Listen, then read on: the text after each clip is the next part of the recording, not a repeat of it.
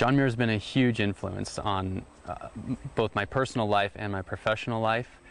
From a personal standpoint, John Muir, his writings helped get me excited about the Sierra Nevada and the outdoors and led to me backpacking and climbing. From a professional standpoint, as Yosemite's first ever park geologist, I really am following in his footsteps as a geologist. And again, I find that his early work that he did set the stage beautifully for the kind of work that I'm doing now. Muir was studying the geology of the Sierra Nevada back in the 1870s and 80s, and he was making a lot of observations at the time that seemed pretty radical. Nowadays, a lot of those observations have been accepted as standard geologic theory. But Muir was exploring certain things, even 130 years ago, that we still haven't really figured out. For instance, how exactly did Yosemite Valley form? I mean, we know that it was formed in large part by glaciers, but why does it have the exact shape that it does? Why does it have a Yosemite Falls and a Half Dome and an El Capitan? Muir pondered these things, I'm pondering these things, and we still don't have great answers for them. Well, John Muir obviously discovered glaciers in the Sierra Nevada. He was the first person to find what he called a living glacier, and that really tipped the balance for scientists to come to think of Yosemite as being a glaciated landscape. So Muir made a number of really important observations with glaciers.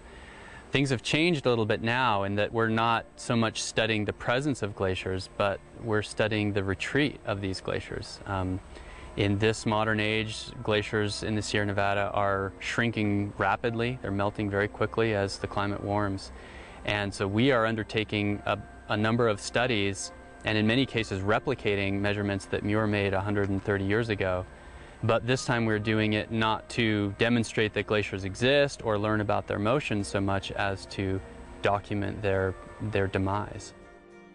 The first glacier that John Muir discovered in the Sierra Nevada was in the Clark Range near Red Peak, and that led to a number of other discoveries where Muir was documenting many glaciers in the Sierra Nevada. There are roughly 100 glaciers in the Sierra Nevada. All of those essentially are retreating, and some of them have lost more than half of their surface area in the last 100 years. And I think poignantly, the glacier that John Muir first discovered is now gone. It has melted away entirely, and it's essentially bedrock instead of ice. Last year I climbed Cathedral Peak with my wife, and we sat on the summit of Cathedral Peak as John Muir had done over a century before. And when I was sitting there, I thought, wow, this is really interesting. The summit of this peak looks exactly the same as when Muir was here. The landscape around me probably looks very similar to when Muir was here. This place is not changing. Later in the year, I went up to the McClure Glacier, where Muir had explored, and also the Lyell Glacier. And there, the landscape has changed a lot. Those glaciers are half the size that they were when Muir was there. And I was struck in a different sort of way. This time, wow, this place is so much different than when John Muir was here before. These glaciers are shrinking before our very eyes because of climate change, and that's not something that John Muir probably even thought about. Human-induced climate change.